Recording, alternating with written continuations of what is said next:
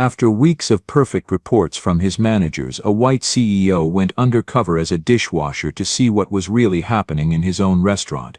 He met a young black woman, hands cracked from chemicals, working double shifts with no pay just to keep her family afloat. Even in a boiling, chaotic kitchen where the manager yelled like everyone was guilty, she stayed gentle, steady, focused, quietly keeping the whole place alive. But when he saw the manager blame her for a mistake she didn't make, something inside him broke, and he made a decision that would change both her life and his entire empire forever. Before we continue, tell us what time it is and where you're watching from, subscribe and hype because tomorrow I've got something extra special for you. Marcus Whitfield stood at the floor-to-ceiling window of his penthouse office, 30 floors above downtown Chicago. From here the city looked pristine, orderly streets, gleaming buildings, people reduced to moving dots. Everything appeared under control. But Marcus knew better. Numbers on a spreadsheet never told the whole story. At 42 he had built Whitfield Restaurant Group from a single struggling diner into a chain of 47 establishments across the Midwest. Business journals called him a visionary. Shareholders praised his quarterly returns. Wall Street analysts recommended his stock. He had wealth beyond what his younger self could have imagined. A penthouse overlooking Lake Michigan, invitations to galas and charity events where Chicago's elite gathered to see and be seen. But lately sleep came harder. The reports from his district managers painted pictures of smooth operations and happy staff. Efficiency metrics looked good. Profit margins held steady. Customer satisfaction scores remained high. Yet something gnawed at him, a persistent whisper that he was missing something crucial, something that mattered more than any number in his quarterly reports. His mind drifted, as it often did these days, to a memory 15 years old but sharp as yesterday. His father, Samuel Whitfield, had worked as a line cook at a small family restaurant on the South Side. Marcus remembered watching him come home each night during his college years, shoulders bent, fingers scarred from burns, apron stained with the evidence of a hard day's work. But his father always had stories about the people he worked alongside. The single mother who decorated everyone's birthday cakes. The older gentleman who had cooked through 3 wars and still sang while he worked. The teenager who studied chemistry textbooks during breaks and dreamed of becoming a pharmacist. Samuel Whitfield found meaning in his labor. Pride in feeding others. He treated every plate that left the kitchen as if it were going to someone he loved. He knew his co-workers' names, their children's names, their hopes and struggles. He made the kitchen feel like a community, not just a workplace. Then the restaurant changed ownership. New management came in with efficiency quotas and cost-cutting measures. The warm community atmosphere evaporated overnight. Staff became interchangeable parts in a machine designed solely to maximize profit. His father, who had worked there for 12 years and had never missed a shift without good reason, began coming home different, quieter, defeated, the light gradually dimming from his eyes. When Samuel Whitfield reported unsafe kitchen conditions and wage violations to the health department, the response was swift and brutal. They labeled him a troublemaker, a malcontent, who didn't appreciate his job.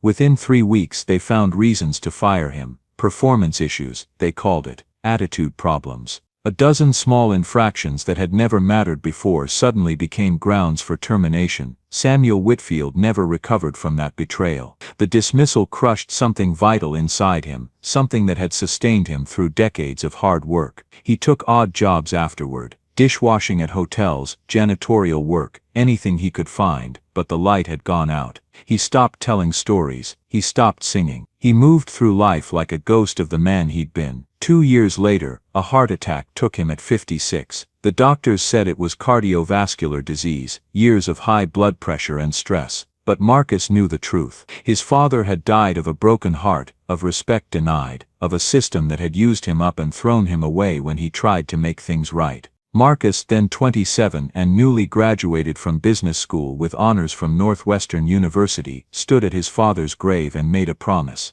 He would build something better, something that honored the worth of every person who worked in his establishments. He would create a company where people like his father would never be thrown away, where speaking up about problems would be praised rather than punished, where every employee would be treated as a valued human being, not just a line item on a labor cost spreadsheet. Now 15 years later, surrounded by the trappings of success, that promise haunted him. Was he truly honoring it? Or had he simply become another executive insulated by layers of management, blind to the reality on his own floors? He sat in board meetings discussing labor percentages and efficiency metrics, approving budgets that looked good on paper. But when was the last time he'd actually talked to someone who washed dishes or scrubbed floors in one of his restaurants? When was the last time he'd truly seen the human beings who made his success possible? His phone buzzed on the mahogany desk. Another sanitized report from the Monroe Street location. Perfect scores across the board, no complaints, no incidents. Everything running smoothly according to every measurable standard. Too smoothly, Marcus thought.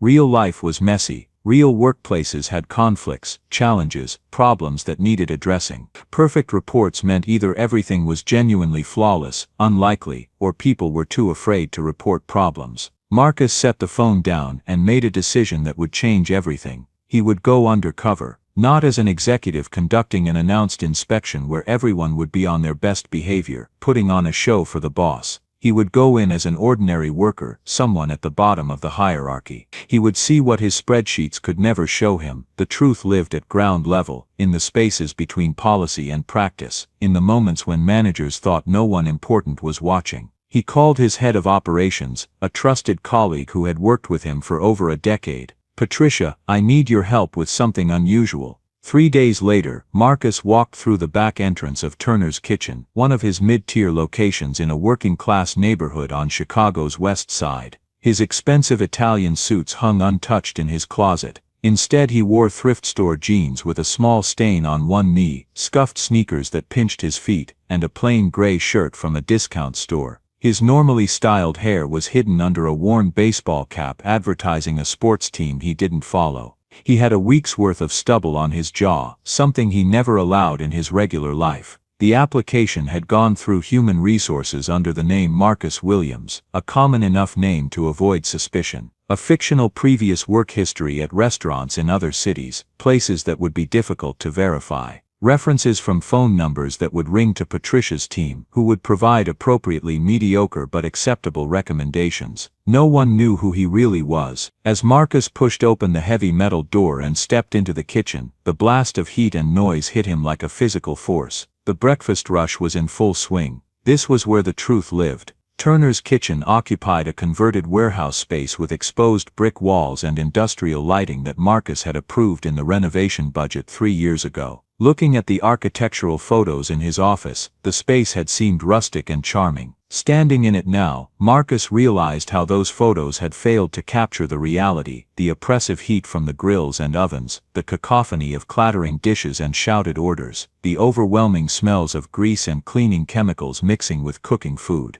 The breakfast rush was ending when Marcus arrived for his first shift. He pushed through the back door into a wall of motion and controlled chaos that no operations manual could adequately describe. "You the new guy." A broad-shouldered man in his 50s looked him up and down with the assessing gaze of someone who had seen countless workers come and go. He wore a manager's polo shirt with the restaurant logo embroidered on the chest. "I'm Lou Patterson, kitchen manager. You ever worked a dish station before?" "Yes, sir," Marcus lied smoothly, having practiced this conversation in his mind. "A few places. Nothing fancy, but I know the basics." "Good. We need someone reliable. Last 3 people quit within a week." Lou gestured toward the back corner where steam rose from industrial sinks like smoke from a fire. "That's your station. Jasmine will show you the system. She's been here 4 months without a single call-off. You stick close to her, do what she does, you'll be fine." Marcus followed Lou's pointing finger and saw her for the first time. She stood at the 3-basin sink, arms deep in soapy water, working with focused intensity that reminded him of a musician lost in a performance. She was young, perhaps late 20s, with rich dark skin that gleamed with perspiration under the harsh fluorescent lights. Her hair was pulled back into a tight bun beneath a simple black bandana. She wore a faded apron over a plain white shirt,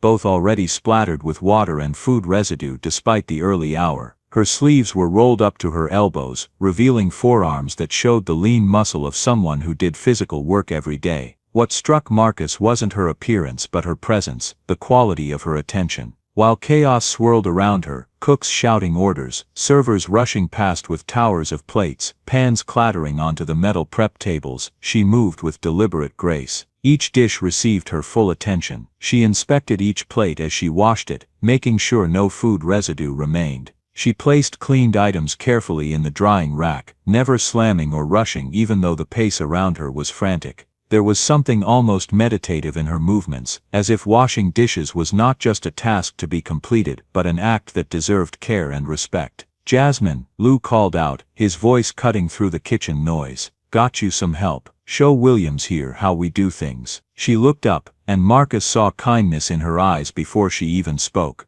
Not the forced customer service smile he'd seen at his corporate events, but genuine warmth. She dried her hands on her apron and extended one toward him without hesitation. "Welcome," she said, her voice soft but steady, with a melodic quality that suggested she might sing when no one was listening. "I'm Jasmine Carter. Don't worry, you'll catch on quick. It looks more complicated than it is." Her handshake was firm despite her gentle demeanor. Marcus noticed her palms were rough, the skin dry and cracked from constant exposure to hot water and harsh chemicals. These were hands that worked hard, that knew labor in a way his own manicured hands had forgotten. "Thank you," he said, meaning it more deeply than she could know. "I appreciate any guidance you can give me." "First rule," she said with a slight smile that created small dimples in her cheeks, "stay focused but stay calm. It gets crazy during rush times, but if you keep your rhythm you'll be fine." "Second rule, always rinse twice before you stack. Lou hates water spots, and trust me, you don't want to give him any reason to be unhappy." She winked conspiratorially. "Third rule, and this is the most important one, we look out for each other back here. You need a break, you tell me. I need help, you step up. We're a team, not just individuals doing tasks." Marcus nodded, genuinely touched by her warmth toward a complete stranger who would be sharing her workspace and potentially slowing her down during his learning period. The morning accelerated quickly. Lunch service began at 11, and the kitchen transformed into controlled chaos that would have been beautiful if it weren't so intense. Orders poured in through the ticket system. Cooks shouted across the line in their own coded language. Servers burst through the swinging doors with towers of dirty dishes that they deposited at the dish station with barely a pause before rushing back out for more. Marcus struggled immediately. The three-basin system was more complex than it looked. Scrape and sort. Wash in the first sink with degreasing soap, rinse in the second sink, sanitize in the third sink with water hot enough to sting, then dry and stack according to specific organizational rules he kept forgetting. His hands, unused to this kind of work, fumbled, plates slipped in the soapy water, his back ached from standing and bending. Water soaked through his shirt within the first hour, making it cling uncomfortably to his skin. The heat from the sanitizer sink created its own microclimate of humidity around his face. Jasmine noticed immediately. Without a word, she shifted positions, taking the heaviest pans and largest trays and leaving him the easier items like plates and utensils. When a massive stack of lunch plates came in all at once, easily 50 plates from a large party that had just finished, she jumped in beside him, working twice as fast to keep them from falling behind while the cooks glared impatiently, waiting for clean pans they needed for the next wave of orders. "You're doing great," she said, during a brief lull, her voice encouraging without being condescending. "First day's always the hardest. Your body's not used to the rhythm yet. By tomorrow, your muscles will remember even if your brain forgets." "How long have you been here?" Marcus asked, genuinely curious now about this person who had made him feel welcome in a way he hadn't experienced in years. 4 months at Turner's," she replied, scrubbing at a stubborn burnt spot on a sheet pan. "But I've worked kitchens since I was 17, started as a server, moved to prep work, ended up back here at the dish station. It's honest work, keeps you humble. You can't fake washing a dish, it's either clean or it's not." I like that clarity. Throughout the day, Marcus watched her interact with everyone. She greeted each cook by name as they brought back their tools. She thanked servers who brought back their own dishes instead of just dumping them. When a young prep cook named Devon accidentally shattered a glass near her station, she calmly helped him clean it up while reassuring him that accidents happen and not to worry, that everyone breaks things sometimes. But he also noticed other things that made his jaw clench. How some co-workers treated her like furniture, barking orders without please or thank you. How Lou snapped at her twice for problems she clearly didn't cause, once when a server dropped an entire tray of dishes, somehow blaming Jasmine for not clearing the station fast enough, and again when the dishwasher machine temporarily malfunctioned, as if she controlled its mechanical functioning through sheer will. How she absorbed each slight without complaint, simply nodding and returning to work with the same steady grace. During the brief afternoon lull between lunch and dinner service, Marcus found her in the supply room, organizing cleaning products that someone had left scattered across the metal shelving. Bottles of degreaser, sanitizer and dish soap were arranged in neat rows, labels facing forward. "You don't have to do that," he said, leaning against the doorframe. "That's not your mess," she shrugged, continuing her work. "Maybe not, but if I don't do it, it won't get done. And then tonight's shift will start with disorder, which means we'll all waste time looking for things we need in a rush. Small acts of order create space for bigger things to work smoothly. Small kindnesses matter, even when nobody's watching." Small kindnesses, Marcus repeated, the phrase resonating with something deep inside him. "That's a beautiful way to see it." She looked at him directly then, and he saw something deeper in her eyes, a weariness that spoke of carrying more weight than anyone should have to carry alone, but also a determination not to let that weight crush the essential goodness she was choosing to maintain. "My mama used to say that kindness costs nothing but means everything, even when you're tired, even when nobody notices, even when the world doesn't seem to care, you still put it out there, because you never know who needs it. You never know when one small act of grace might be the thing that keeps someone going for one more day." Those words settled into Marcus's chest like stones, heavy with truth and beauty and the kind of wisdom that couldn't be taught in business school or boardrooms. The dinner rush on Friday night was brutal in ways Marcus hadn't anticipated. Every table full, orders backing up on the line, tension crackling through the kitchen like electricity before a thunderstorm. Marcus had been on his feet for 9 hours straight, with only a 15-minute break, during which he'd been too tired to eat the staff meal that was offered. His hands were raw, skin wrinkled and tender from constant immersion in water. His shoulders screamed with fatigue. His feet felt like they'd been beaten with hammers, but Jasmine had been there even longer. She'd worked a double shift, arriving at 6 that morning for breakfast prep work. 16 hours now, and she still moved through exhaustion with the same steady grace, never complaining, never slowing down, her movements mechanical but still somehow maintaining that quality of care.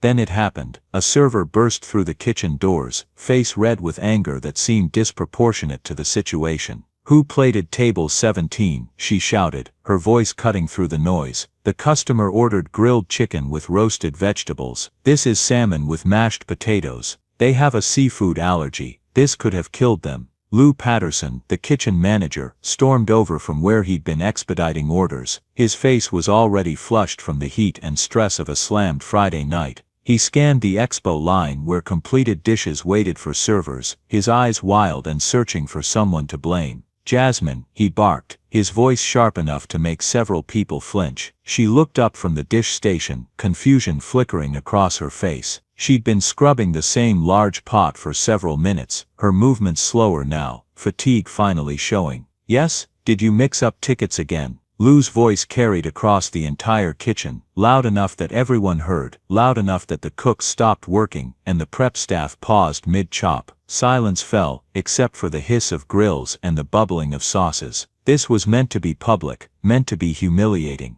"I haven't touched any tickets tonight," Jasmine said quietly, her voice steady but small. "I've been on dishes since start of shift. I haven't been near the expo line at all." "Don't lie to me." Lou grabbed a ticket from the rail and thrust it toward her aggressively. "Look at this. Someone screwed up, and you're always around when things go wrong." Marcus leaned forward, squinting at the ticket from his position at the dish station. He'd seen Jasmine's handwriting earlier when she'd labeled storage containers during prep, neat, rounded letters with distinctive loops. The handwriting on this ticket was completely different, angular, and rushed and nothing like Jasmine's careful script. "Lou, that's not," Jasmine started, taking a step toward the ticket to look at it more closely. "I don't want excuses," Lou cut her off, his voice rising even higher. "This is the third time this week orders have gotten mixed up. You're careless. Maybe you're not smart enough for professional kitchen work. Maybe you should go back to whatever you were doing before." The words hung in the air, ugly and sharp. Jasmine's face went very still, all expression draining away. Her hands, which had been holding a pot, began to tremble slightly. Marcus saw her jaw clench, saw her fighting to maintain composure. Something snapped inside him. Not loud, but definite, like a thread that had been stretched too tight finally breaking. He stepped forward, leaving his station for the first time all day. That wasn't her. Lou turned, eyes narrowing with irritation at this interruption. Excuse me, I said that wasn't her. I've been working beside her all day. She hasn't left the dish station, except for one bathroom break that lasted maybe 3 minutes. She didn't touch those tickets. She wasn't anywhere near the expo line. You've been here 3 days, Williams. 3 days. You don't know anything about how this kitchen runs. You don't know the history, the patterns. I know what I've seen, and I've seen her blamed for things that aren't her fault. I've seen you snap at her when the dishwasher broke down, like she's supposed to be a mechanic. I've seen you blame her when a server dropped dishes. And now this. The kitchen had gone completely silent now. Cooks exchanged glances, some uncomfortable, some interested in this unexpected drama. A prep worker leaned against the counter, arms crossed, watching with an unreadable expression. One of the servers whispered something to another. Lou took a step toward Marcus, jaw clenched, hands balling into fists at his sides. You want to be her hero, is that it? You've been here 3 days and you think you know better than me how to run this kitchen. Marcus held his ground, meeting Lou's glare steadily. Fine, Lou said finally, his voice dropping to something more dangerous. You both just earned yourselves a write-up. One more incident, one more word of complaint from either of you, and you're both fired. Out. Done. And good luck finding another job in this city, because I'll make sure everyone knows you're troublemakers. Before Marcus could respond, before the anger building in his chest could form into words, he felt a hand on his arm.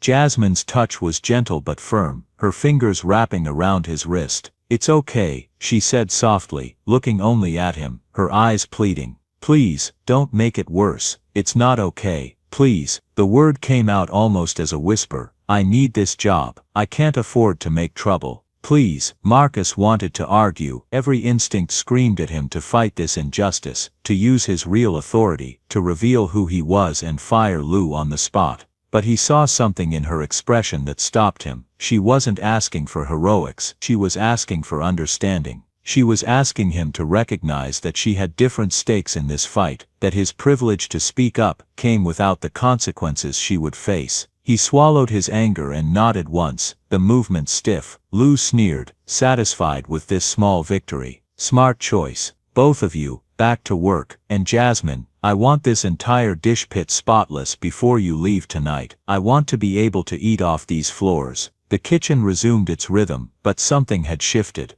A few of the cooks looked uncomfortable now. One of the servers caught Marcus's eye and gave a small sympathetic nod. The prep worker who'd been watching shook his head slightly, as if disappointed but not surprised. But most just went back to their stations as if nothing had happened, as if one person's worth didn't matter, as if this was just how things worked, and nothing would ever change. That night, after everyone else had clocked out, and the kitchen finally fell silent, Marcus and Jasmine worked side by side, cleaning the dish pit to Lou's impossible standards. The overhead lights hummed, a fluorescent buzz that made the quiet feel even heavier. Their hands moved in familiar patterns, now wash, rinse, dry, check, organize. The silence stretched between them, not uncomfortable exactly, but weighted with things unsaid. Finally, Jasmine broke it. Thank you, she said, her voice soft in the empty kitchen, for speaking up. Not many people do that. Most people just look away. It was the right thing to do. You didn't deserve that treatment.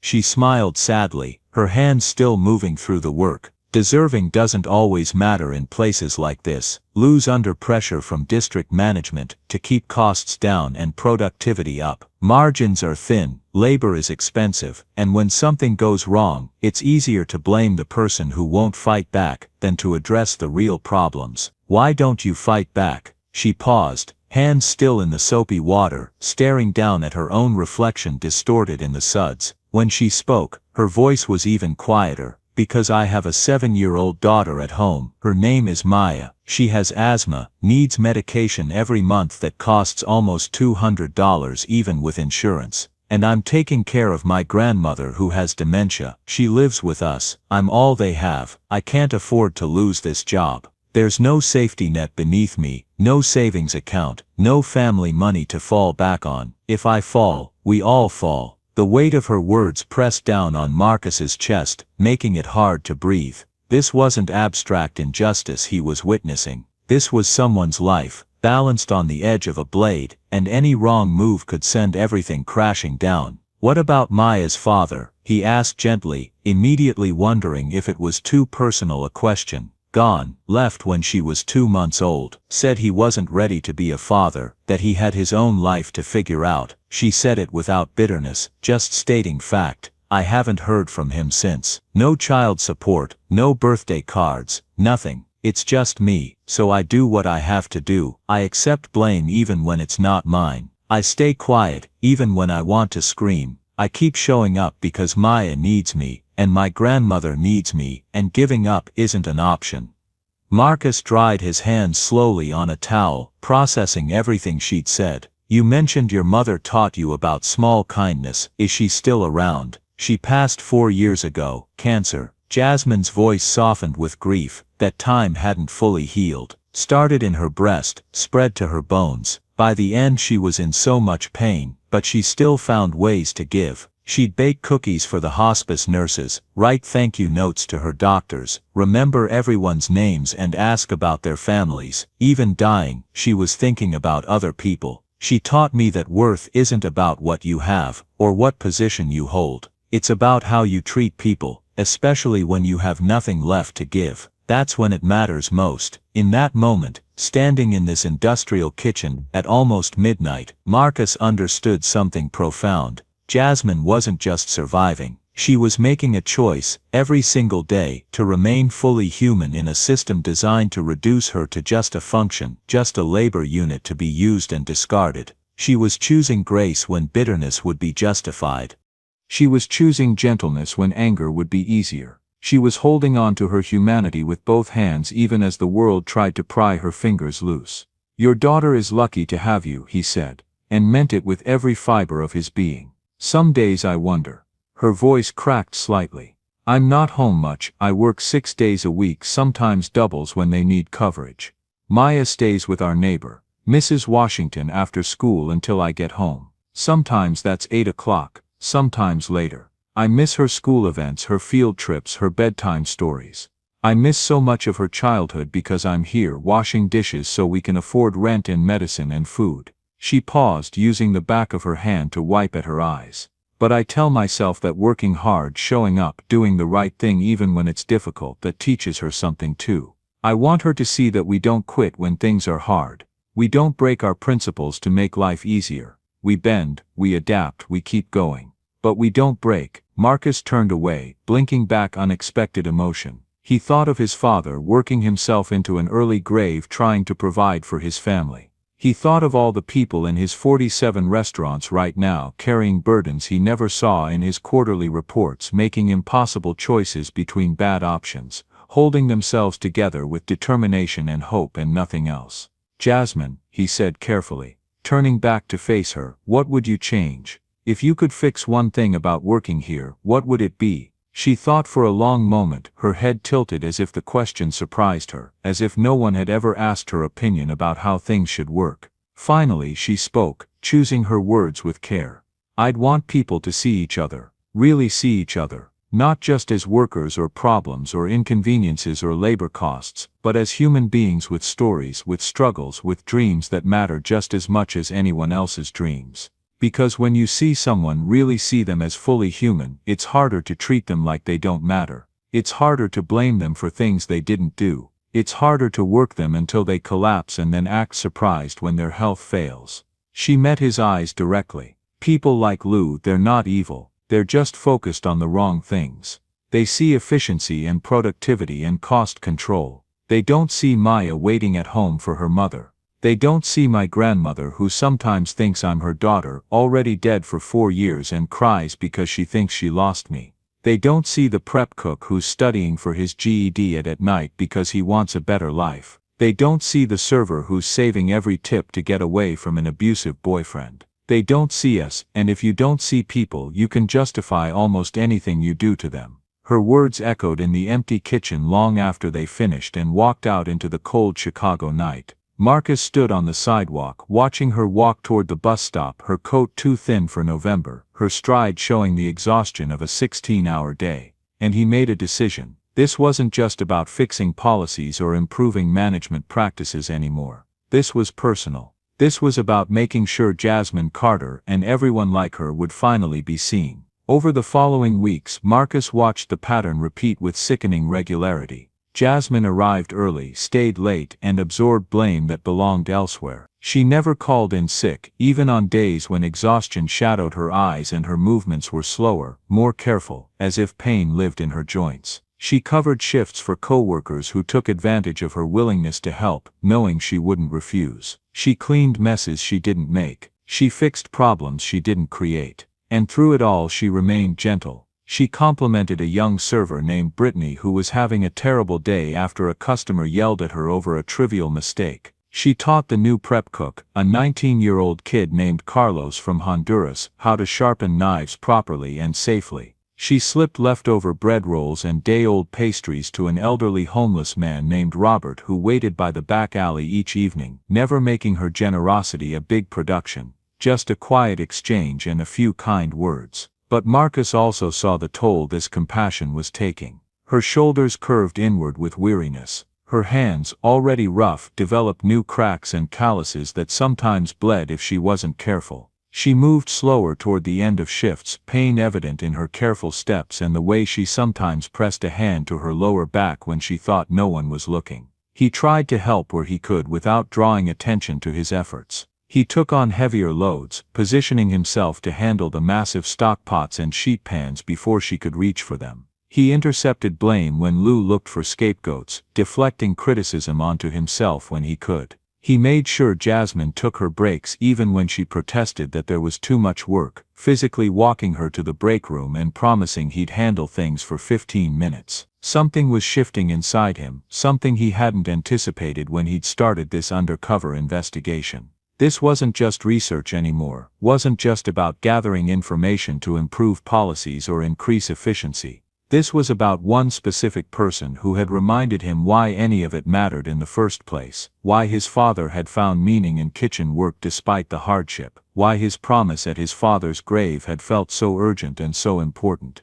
Then came the day everything changed. It started simply enough, a busy Tuesday lunch rush, nothing unusual by Turner's Kitchen standards. The morning had been hectic from the start. A delivery truck arrived 2 hours late, throwing off the entire prep schedule. 2 servers called in sick, leaving the front of house short-staffed. The dishwasher machine malfunctioned briefly, backing up plates during a crucial hour. Jasmine had mentioned that morning, during their brief conversation before the chaos began, that Maya had been sick the night before, up at 2 in the morning coughing, struggling to breathe, her inhaler not providing enough relief. Jasmine had spent hours with her daughter in the bathroom, running hot showers to create steam that would ease the asthma attack, singing lullabies until dawn when Maya finally fell into exhausted sleep in her arms. Then she'd come straight to work, leaving Maya with Mrs. Washington and a long list of instructions about medications and warning signs that might require emergency intervention.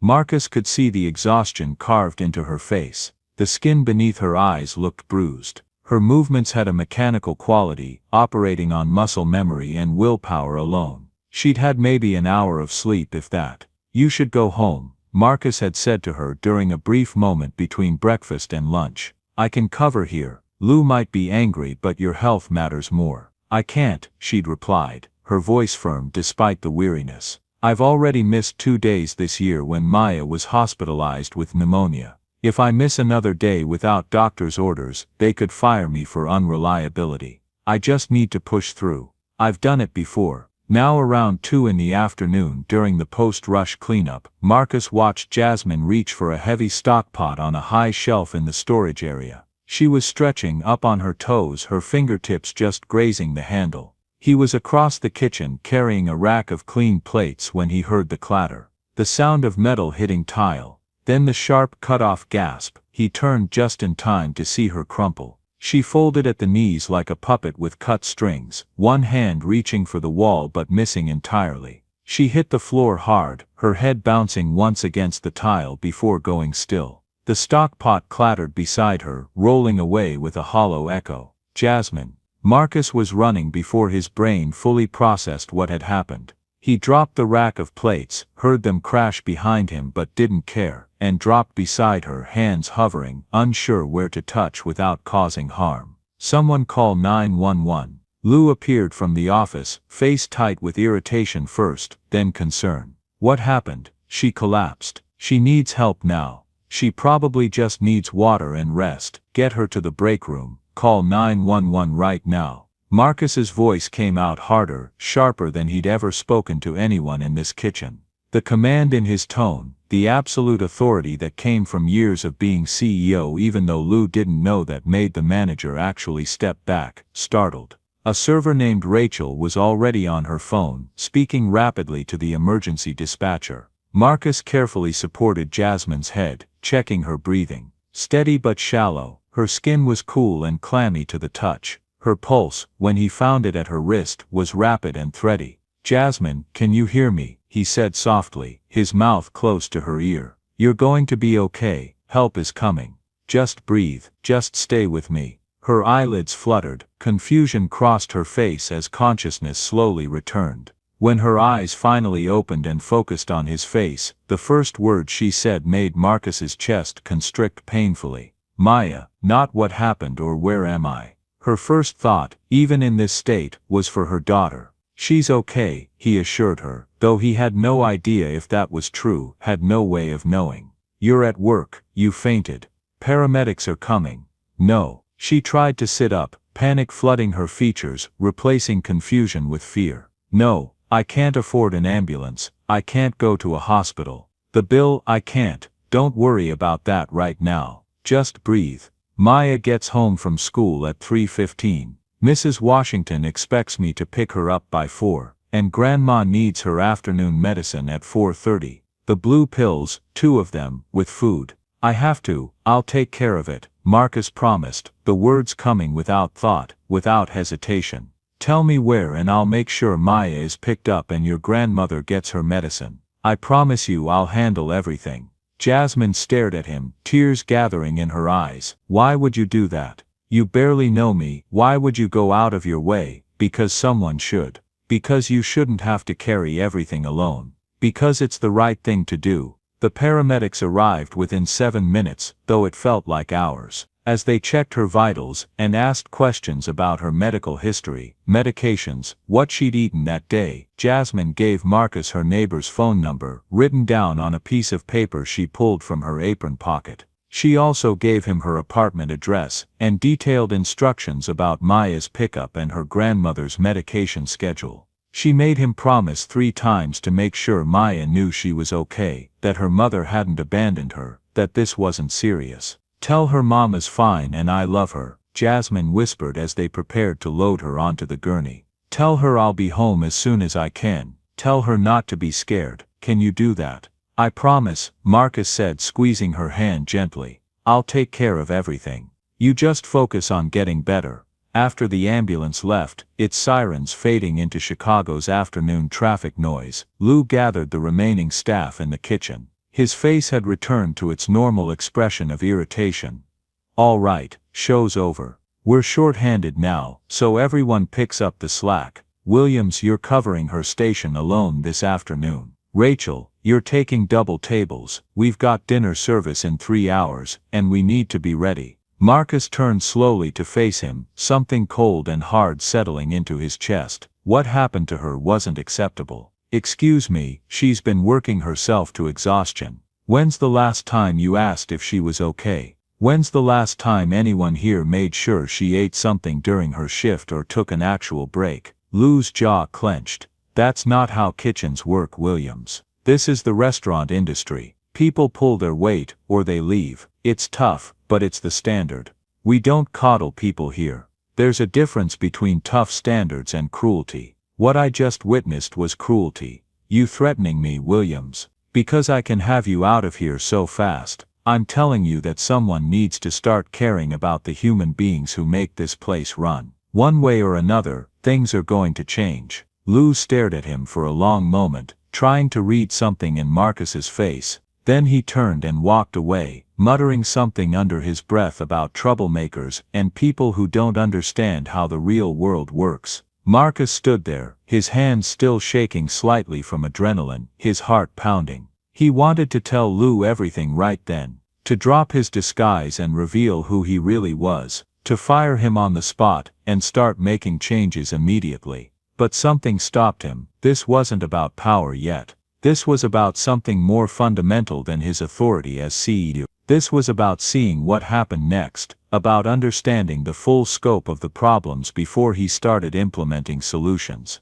He had promises to keep first. Marcus left work an hour early that day, something he'd never done before in his 3 weeks at Turner's Kitchen. He had promises to keep, and they mattered more than any shift. Maya's school was a 10-minute drive from the restaurant, located in a neighborhood that Marcus's real estate reports would have labeled transitional, a polite way of saying working-class families hanging on, property values uncertain, investment potential unclear. He arrived at pickup time, parking his borrowed Honda Civic among the minivans and older sedans of other caregivers. He stood awkwardly near the school's main entrance, among the parents and grandparents and nannies. He felt completely out of place. He had no children, no experience with this world of backpacks and permission slips and dismissal procedures. Parents chatted with each other, clearly familiar from daily encounters. He stood alone, checking his phone, waiting. When a small figure in a yellow backpack emerged from the building, Marcus recognized her immediately. She had her mother's eyes, large and expressive, and her mother's careful way of moving through space, watching everything. She wore a blue t-shirt with a cartoon character he didn't recognize, jeans with a small patch on one knee, and sneakers that looked slightly too big, probably bought with room to grow. She walked to the designated pickup area where other children were being collected, then stopped, looking around with growing concern as she didn't see the familiar face she expected. Marcus approached slowly, careful not to startle her. "Maya." She turned, wariness immediate in her young face, and took a step backward. Good instincts, he thought. Her mother had taught her well about stranger danger. "Who are you?" Her voice was small but steady. "My name is Marcus. I work with your mama at the restaurant. She asked me to pick you up today. Where's mama?" The fear in her voice was instant and sharp, the fear of a child who had already learned that the world was uncertain, that her mother's presence couldn't be guaranteed. "She's okay," Marcus said quickly, kneeling down so he could be at her eye level, making himself less threatening. "She wasn't feeling well, so she went to see a doctor. But she wanted me to tell you that she loves you very much, and she'll be home tonight. She made me promise to tell you that specific message." Maya's lower lip trembled slightly. "Is she sick like grandma? Is she going to forget me?" The question hit Marcus like a physical blow. "No, sweetheart, she's just tired. She works very hard, and sometimes people need to rest and get checked out by a doctor. But she's going to be fine. I know she works hard," Maya said quietly, her voice carrying a weight that no 7-year-old should have to bear. "She's always working, she's always tired. Sometimes I wake up at night, and she's crying in the bathroom so I won't hear. But I hear anyway." Marcus had to look away for a moment, blinking hard. This child, this small person who should be worried about homework and playdates, already understood adult pain in ways that broke his heart. "Come on," he said gently, standing back up. "Let's get you home. Your grandma is waiting, and we need to make sure she gets her medicine on time, right?" Maya nodded, but she stayed rooted to the spot. "Are you really her friend? How do I know you're not just saying that?" Smart kid, Marcus thought. "Your mama gave me her apartment key. She told me your grandma needs her blue pills at 4:30, 2 of them, with food. She told me that Mrs. Washington lives downstairs in apartment 2B. She told me that you like to draw birds. And she told me to tell you that she loves you more than anything in the whole world, and that she'll be home tonight." Maya's eyes widened slightly. She really said all that. She really did. After another moment's hesitation, Maya nodded and walked toward his car. In the vehicle, she sat quietly in the back seat, clutching her backpack in her lap like a shield. Marcus glanced at her in the rearview mirror as he drove. "How was school today?" he asked, trying to fill the silence with something normal. "Okay, we learned about the water cycle in science. How rain comes from clouds, and the clouds get filled up from water that evaporates from oceans and lakes and stuff. That's interesting. Did you like it?" She shrugged. "I guess. I like art class better. We get to draw whatever we want on Tuesdays. Your mama mentioned you like drawing birds. What kind of birds do you draw?" For the first time, a small smile appeared on her face, transforming her expression from worry to something lighter. "All kinds. Blue jays are my favorite because they're so blue like the sky, but I also like cardinals because they're red and pretty, and robins because they mean spring is coming. Mama says birds are free to go anywhere they want, to fly across the whole world if they feel like it." She paused, her voice becoming softer. "I think that would be nice. To be able to go anywhere." The apartment building was exactly as Marcus had imagined from Jasmine's brief descriptions: weathered brick facade, cracked concrete steps, a front door that didn't quite close properly, paint peeling around windows. But it was clean, maintained as well as limited resources allowed. Someone had planted flowers in pots by the entrance, now brown and dead from the November cold, but showing that someone cared enough to try. A handwritten sign in the lobby reminded residents about recycling day. He helped Maya up the stairs to the second floor, her small hand occasionally touching the railing for balance. She pulled a key from her backpack with practiced ease, the motion so routine it broke his heart. This 7-year-old letting herself into an empty apartment was normal for her. Inside, the space was small but meticulously kept. No clutter, no mess, despite the limitations of the space. Worn furniture arranged with care to maximize the limited square footage. A sagging couch covered with a clean throw blanket. A small table with 2 mismatched chairs. Photographs on the walls showing 3 generations, a younger Jasmine looking happier and less burdened, an older woman who must be Jasmine's mother, and Maya at various ages from infancy to present day. An elderly woman sat in a recliner near the window, staring out at nothing in particular. She didn't turn when they entered, didn't acknowledge their presence in any way. Her gray hair was thin and uncombed, her hands rested limply in her lap, her eyes were distant, lost in whatever fog dementia had created. "Hi, Grandma," Maya said softly, walking over to kiss the woman's weathered cheek. "It's me, it's Maya. I'm home from school." No response. The woman's eyes remained distant, focused on something only she could see. Maya moved through a routine that broke Marcus's heart with its practiced efficiency, the way this child had learned to become a caregiver. She went to a kitchen cupboard and retrieved a carefully labeled medication organizer. She filled a glass with water from the tap. She returned to her grandmother, and gently helped her take each pill, patient and calm, speaking softly the entire time.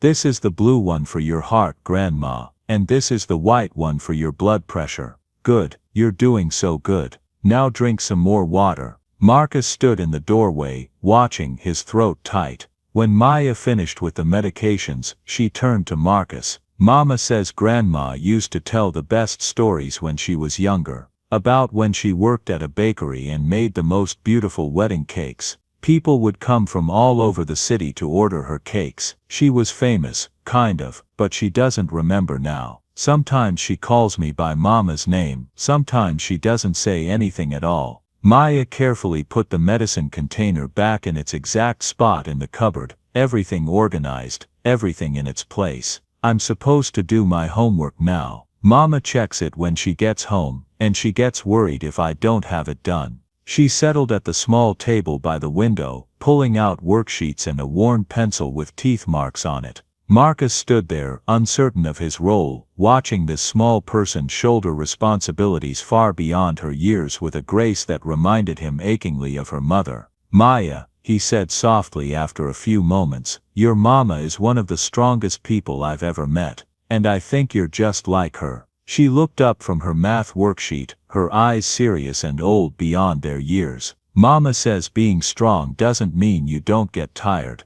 It means you keep going even when you're tired. She says that's what brave people do. They don't quit just because things are hard. Marcus nodded, unable to speak past the tightness in his throat. He sat down across from her, and they worked together in comfortable silence, her on her homework, him responding to texts from Patricia about his real life that seemed very far away right now. An hour later his phone rang. Jasmine's number. "Hello, Marcus." Her voice sounded tired but relieved. "They're discharging me. I'm okay, just dehydration and exhaustion. They gave me IV fluids and lectured me about taking better care of myself." A dry laugh, "As if I have a choice. Is Maya?" "She's right here. She's fine. She did her homework, helped her grandmother with medications, and she's been very brave. Want to talk to her?" He handed the phone to Maya, whose face lit up in a way that made his chest ache. "Mama, are you okay? When are you coming home?" He couldn't hear Jasmine's response, but Maya's expression shifted from worry to relief to something like happiness. They talked for several minutes, Maya sharing details about her day in the rapid-fire way children do when they've been worried and suddenly feel safe again. When she handed the phone back, Marcus stepped into the small kitchen for privacy. "Thank you," Jasmine said, and her voice cracked slightly. "Thank you for keeping your promise. Thank you for taking care of them. Most people wouldn't do that. You don't need to thank me. It was the right thing to do. Still, thank you." Marcus stayed until Jasmine came home 90 minutes later, arriving in a taxi she clearly couldn't afford but had no other choice. When she walked through the door and saw him there with her daughter, with her grandmother peacefully settled, the apartment tidy, something in her face crumbled and rebuilt in the same moment. She moved straight to Maya first, kneeling to wrap her daughter in a tight embrace. Then she went to her grandmother, checking her gently, murmuring soft words. Finally, she turned to Marcus. "Thank you," she whispered, and tears slipped down her cheeks. "Thank you for keeping your promise. Thank you for seeing us as worth your time." Marcus felt something shift in his chest, something that had been moving into place for weeks finally settling into its proper position. "Always," he said quietly. "I'll always see you." The next morning, Marcus didn't go to Turner's kitchen. Instead, he went to his real office, riding the elevator up to the executive floor in his tailored suit.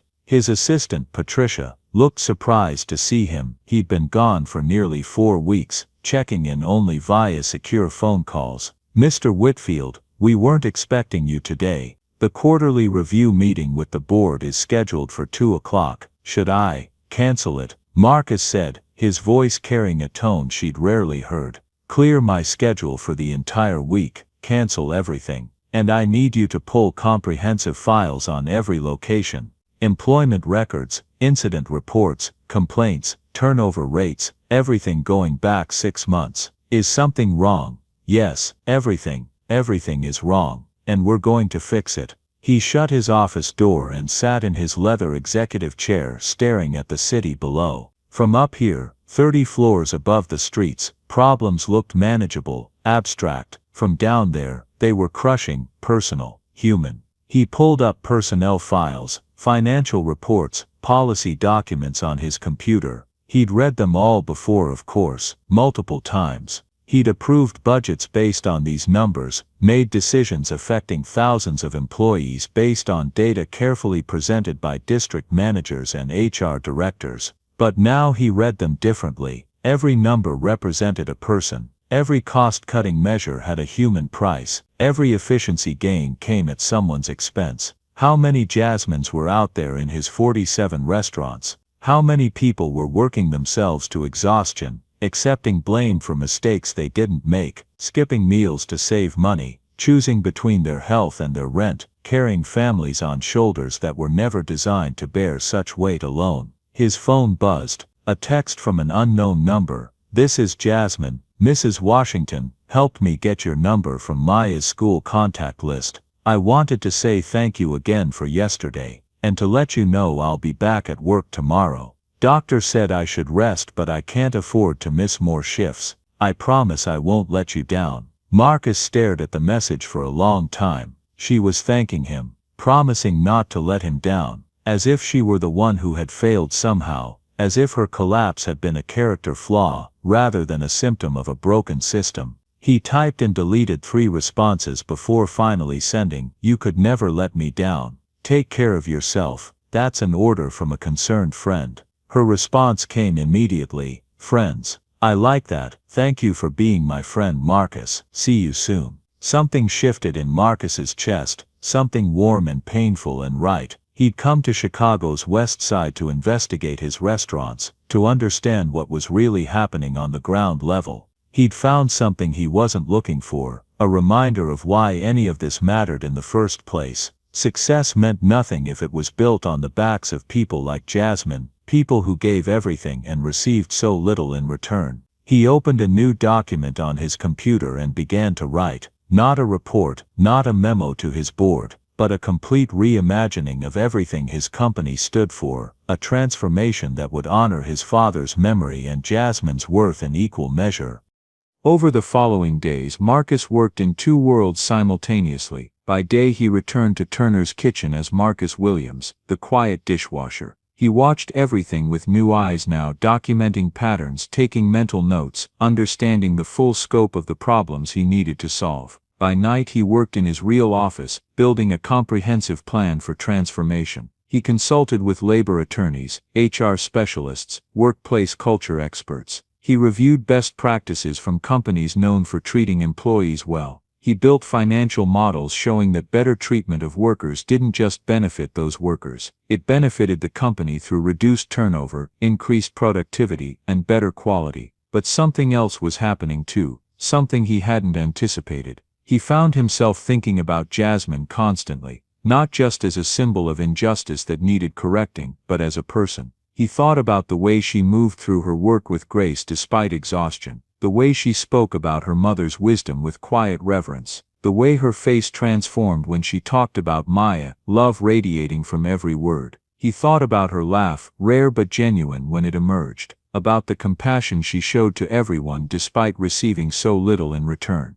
about her strength, not the loud aggressive strength of people who never faced real hardship, but the quiet enduring strength of people who carried impossible weight and kept walking anyway. During a Friday night shift, 2 weeks after her collapse, Marcus and Jasmine worked side by side during a brief lull. She was moving better now, some of her energy restored after a few days of enforced rest. "Can I ask you something?" she said quietly. "Of course. Why do you work here? You're different from most people in kitchens. The way you talk, the way you think about things. You could probably do something else, something better." Marcus carefully considered his response, wanting to be truthful within the limits of his disguise. "I needed to understand something about how the world really works, not the version we tell ourselves but the truth. And I found what I was looking for." "What did you find?" He looked at her directly.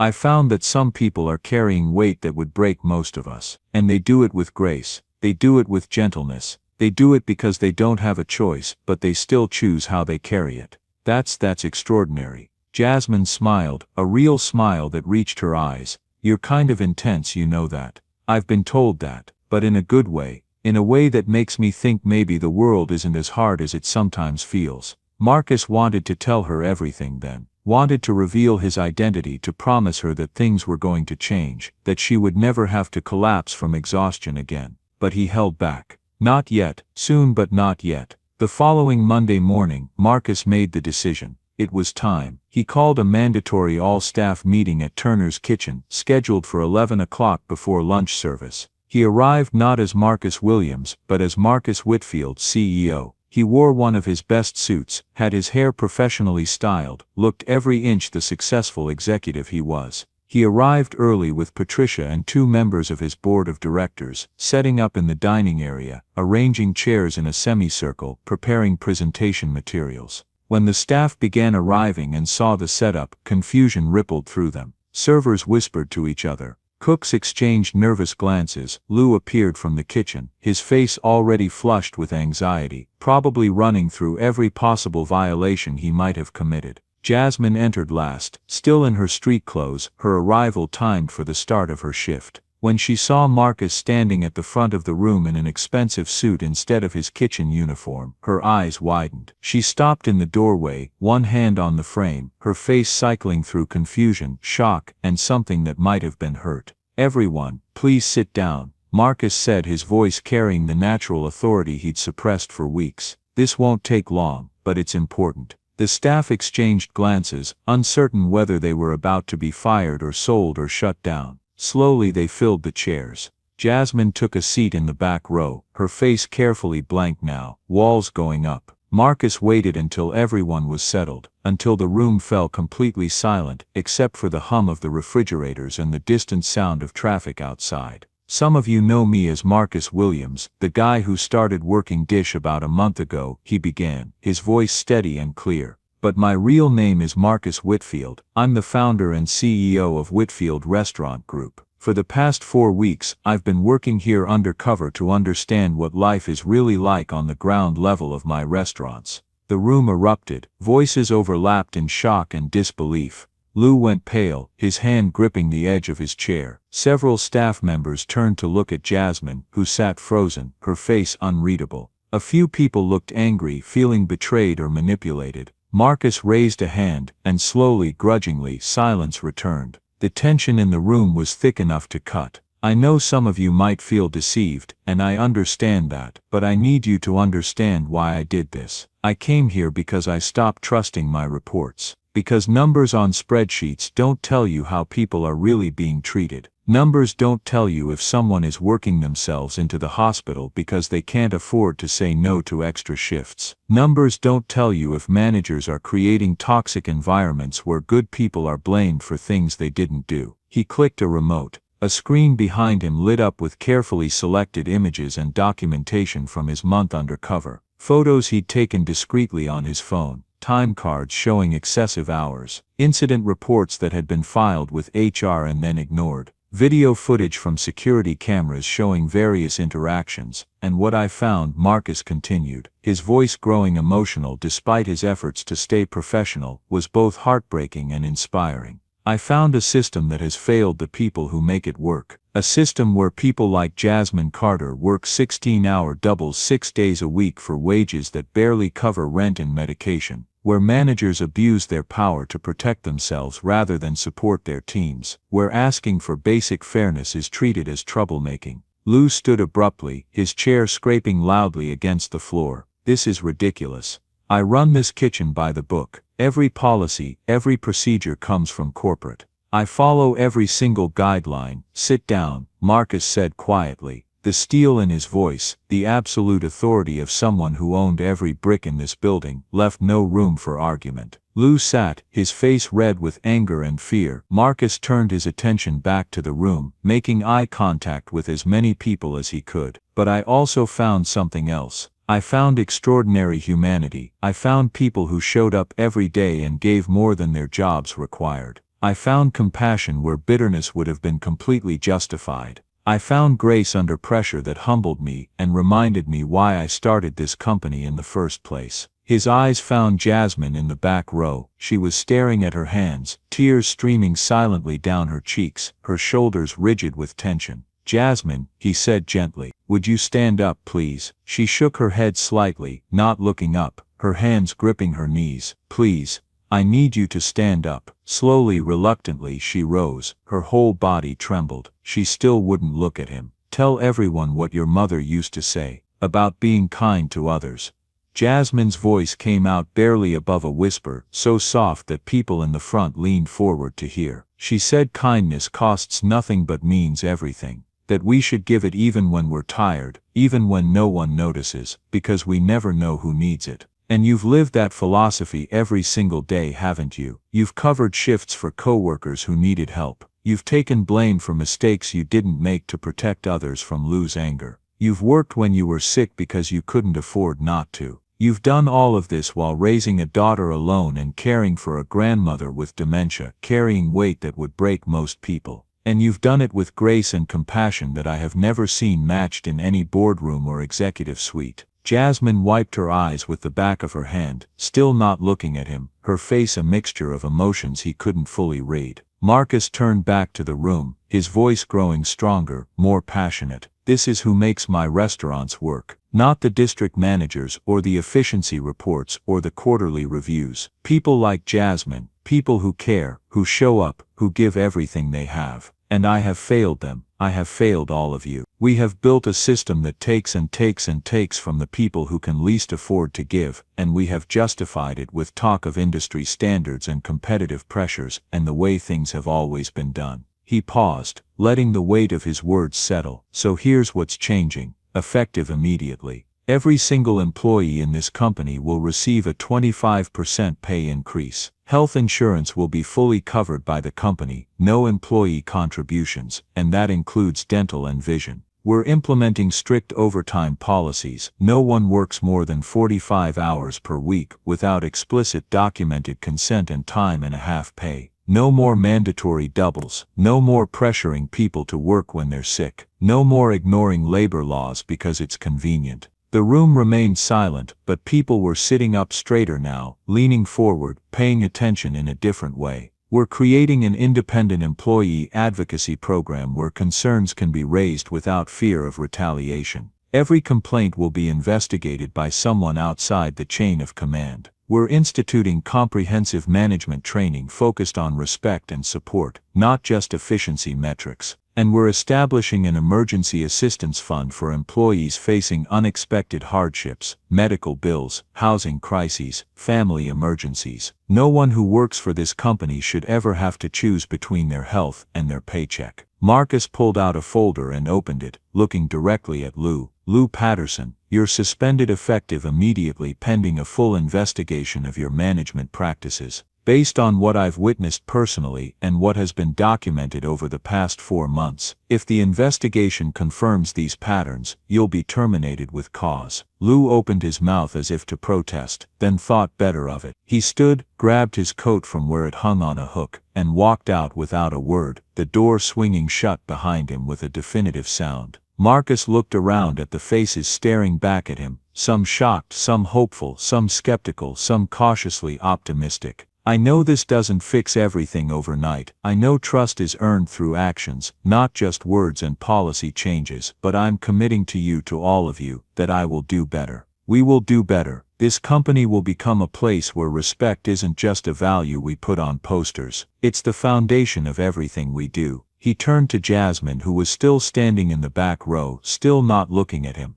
And you, Jasmine Carter, I'm offering you a new position, Director of Employee Advocacy. Your job will be to help me redesign our entire system from the perspective of the people who actually work in it, who understand the reality of these jobs in ways I never could from my office 30 floors up. Full salary of $75,000 a year to start. Full benefits, including coverage for your daughter and grandmother. Flexible hours so you can be present for Maya's school events and your grandmother's care. A budget to build a team and create real change across all 47 of our locations. We need your voice. We need your perspective. We need you to help us become the company we should have been all along. The room held its collective breath, everyone turning to look at Jasmine. She finally raised her eyes to meet his. They were filled with tears, but also with something else, uncertainty, hope, fear, possibility, all swirling together. Her hands twisted together in front of her. Why? She asked, her voice shaking. Why me? Why did you lie to me for weeks? Why did you pretend to be my friend when you were really just studying me like some kind of experiment? The hurt in her voice cut Marcus deeper than any angry accusation could have.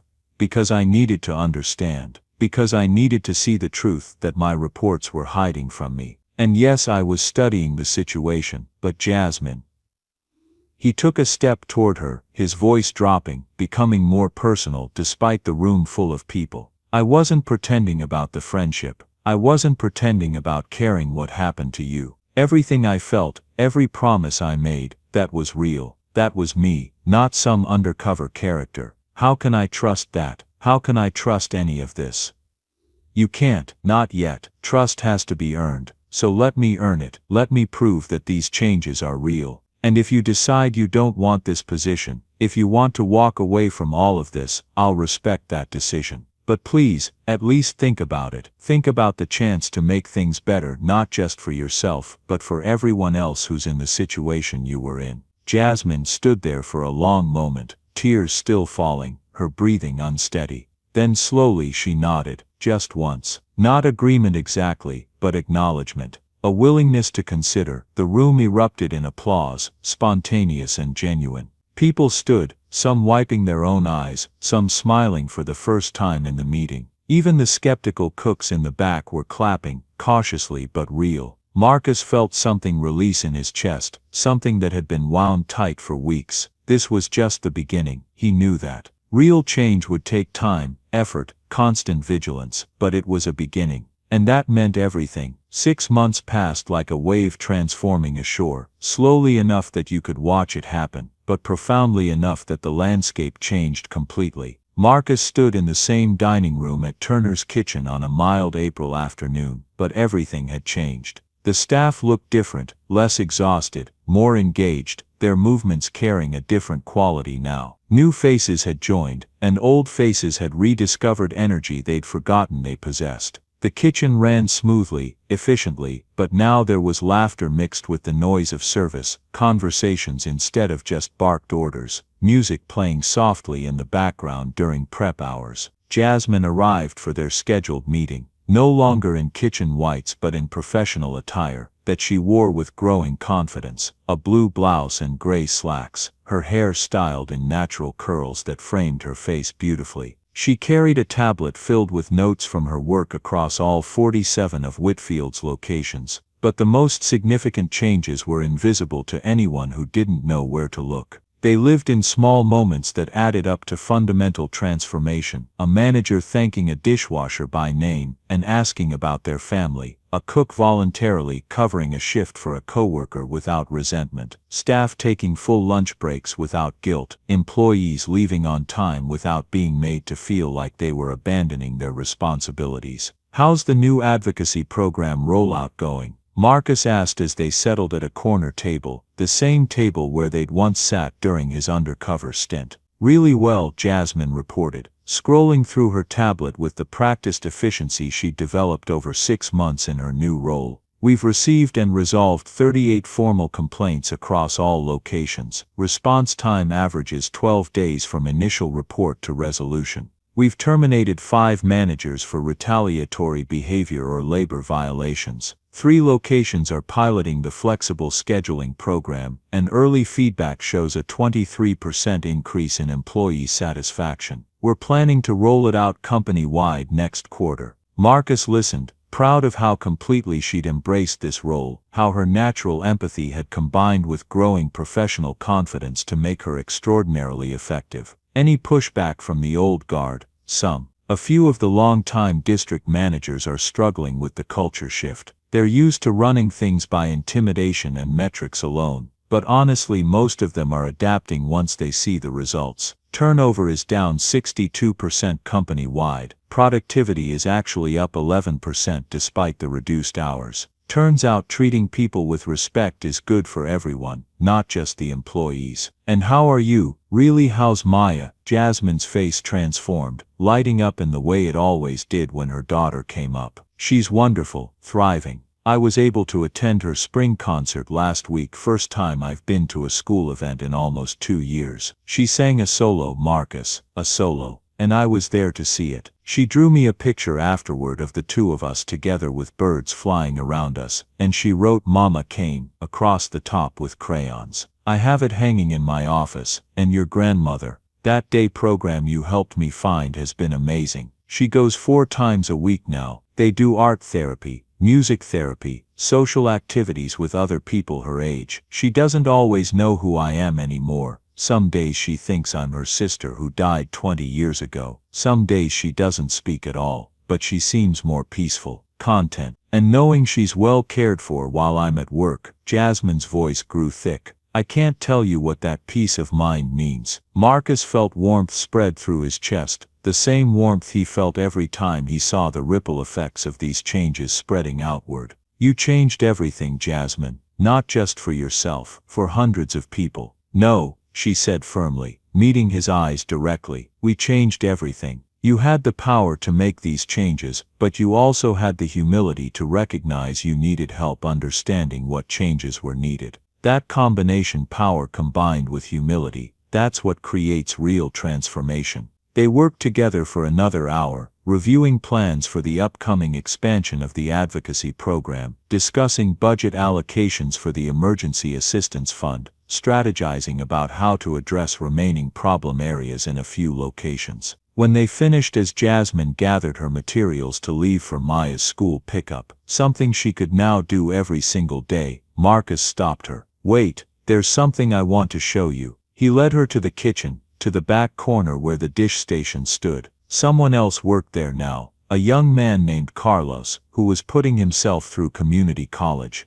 But on the wall above the station, in a simple frame, hung her old dishwashing apron, faded, frayed, stained with the evidence of countless hours of labor. Jasmine stopped, staring at it. "You kept that. It's the most important thing in this building," Marcus said quietly. "It reminds me what matters, that the strongest systems are built on recognizing human worth. That real success is measured in lives improved, not just profits earned. That courage doesn't always look like grand gestures, sometimes it looks like showing up every day and choosing compassion when everything else would justify bitterness." Jasmine reached out, her fingers not quite touching the glass protecting the apron. "Sometimes I can't believe this is real, that my life changed so completely in just 6 months. I keep waiting to wake up. It's real, and you deserve every bit of it." She turned to face him, and something passed between them. Not romantic exactly, though Marcus had long since admitted to himself that his feelings for her ran deeper than professional respect, but something more fundamental than romance. A recognition of shared purpose, of lives intertwined by commitment to something larger than themselves. "Thank you," she said softly, "for seeing me when I felt invisible, for believing my voice mattered, for using your power to lift others up instead of just accumulating more power." "Thank you," Marcus replied, "for not giving up, for showing me what real courage looks like, for reminding me that my father's dream, a workplace built on human respect, was always worth fighting for." A month later, Whitfield Restaurant Group announced its newest initiative, the Dignity First Foundation. 5% of all company profits would go into an independently managed foundation supporting food service workers across the entire industry, not just Whitfield employees facing emergencies. Medical bills, housing crises, domestic violence escapes, educational expenses for workers' children, elder care costs, any situation where a food service worker needed help and had nowhere else to turn. Jasmine would serve as executive director, leading a team of 7 advocates with real power to investigate and address injustice wherever they found it in the industry. At the press conference announcing the foundation, held at Whitfield's headquarters with local and national media present, reporters asked Marcus why he was giving away millions in profit to help workers at competing restaurants. He thought of his father, broken by a system that valued efficiency over humanity. He thought of Jasmine, working herself into collapse because she had no other choice. He thought of Maya, drawing birds because they symbolized freedom her mother couldn't have. He thought of all the invisible people carrying impossible weight with grace. "Because success without compassion is just accumulation," Marcus said, his voice steady and clear. "Real wealth isn't measured in stock prices or profit margins. It's measured in lives touched, in respect restored, in hope renewed, in systems transformed to serve human flourishing, rather than just economic efficiency. Everything else is just numbers on a page." The first recipient of foundation assistance was a single mother in Milwaukee who'd been injured on the job and couldn't afford the physical therapy she needed to return to work. The second was a young man in Detroit whose apartment had burned down, destroying everything he owned and leaving him homeless while he tried to keep his restaurant job. The third was an elderly Vietnamese immigrant cook in St. Louis who needed money to bring his grandson to America for life-saving medical treatment. Each story became a thread in a larger tapestry. Each life touched sent out ripples that reached other lives, creating waves of compassion and respect that Marcus could never have predicted.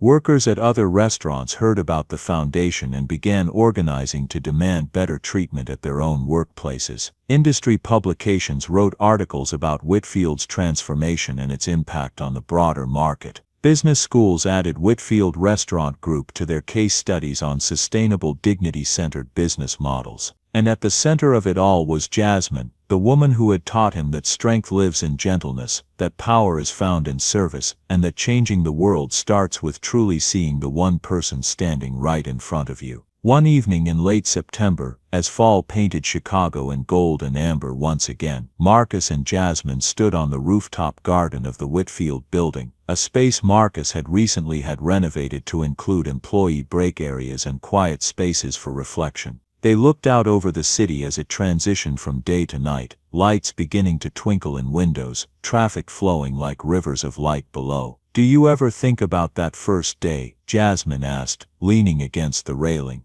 "When you walked into the kitchen and I showed you how to wash dishes." Marcus smiled at the memory. "Every day, I thought I was there to gather information, to study a problem. Turns out I was there to learn the most important lessons of my life." "What did you learn?" He was quiet for a long moment, watching the sun set over the skyline in shades of orange and pink. That compassion is never wasted, that respect is not negotiable, not ever, not for anyone, regardless of their job or income or status. That one person who chooses to remain fully human in dehumanizing circumstances can change the world. And that love, not romantic love necessarily though, he paused, meeting her eyes, but real love for justice, for what's right, that's the only thing that actually matters in the end. Jasmine held his gaze for a long moment, something unspoken passing between them. Then she smiled, that genuine smile that had first captured his attention 9 months ago in a chaotic kitchen. "My mama would have liked you," she said softly. "I wish I could have met her. You did in a way. Every lesson she taught me, every value she lived, it's all still here, still rippling outward through everything we're doing. She's here in the foundation, in the policy changes, in every worker who gets treated with respect because we fought to make things better." Marcus nodded, feeling the truth of it. "Your father would be proud too," Jasmine added. "I know he would." You honored his memory in the best possible way, by building something that protects people like him. They stood there as the sun dipped below the horizon, painting the sky in shades of hope and possibility. Below them, the city hummed with life. 47 restaurants bearing the Whitfield name, each one now a place where human worth lived, not just in mission statements but in daily practice. Hundreds of employees going home at reasonable hours, to families they could support, to futures that held genuine possibility instead of just endless exhaustion. And beyond those 47 restaurants, ripples continuing to spread, other companies reconsidering their labor practices, other workers finding courage to speak up, other CEOs questioning whether profit maximization was really the highest good, other communities beginning to recognize that how we treat the people who serve us reveals who we truly are. All because one man chose to see beyond his office window. All because one woman chose compassion, even when she had every reason to choose bitterness. All because they both understood that changing the world doesn't require grand gestures or dramatic revolutions. It requires millions of small choices made with intention and love and commitment to recognizing the sacred worth of every human being. The weight of kindness, Marcus had learned, is both heavy and light. Heavy because it demands everything from you, your time, your resources, your comfort, your willingness to be transformed by truly seeing others suffering. Light because it lifts everything around you, creating space that allows others to rise, to breathe, to hope, to believe that maybe the world can be better than it is. And in the end, standing on that rooftop with Jasmine as stars began to appear overhead, Marcus understood that it was the only weight worth carrying, the only burden that didn't crush but instead strengthened, the only investment that returned dividends measured not in dollars but in human flourishing. "Thank you," he said quietly, "for teaching me how to see, for showing me what really matters, for being brave enough to remain kind in a world that punished kindness. You saved me, Jasmine. You saved my company, but more importantly, you saved what I believed about what's possible." She reached out and took his hand, her grip firm and warm. "We saved each other.